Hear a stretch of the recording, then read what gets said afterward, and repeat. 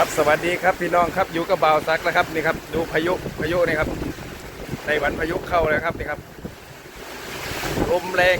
ฝนก็มีฝนนะพี่น้องดูโอ้เด็กได้ประมาณนี้ครับพี่น้องโอ้ทั้งลมทั้งฝนนะครับพี่น้องครับจักรยานก็ลมหมดแล้วครับลมครับลมแรงๆเลยครับพี่น้องครับครับขอบคุณ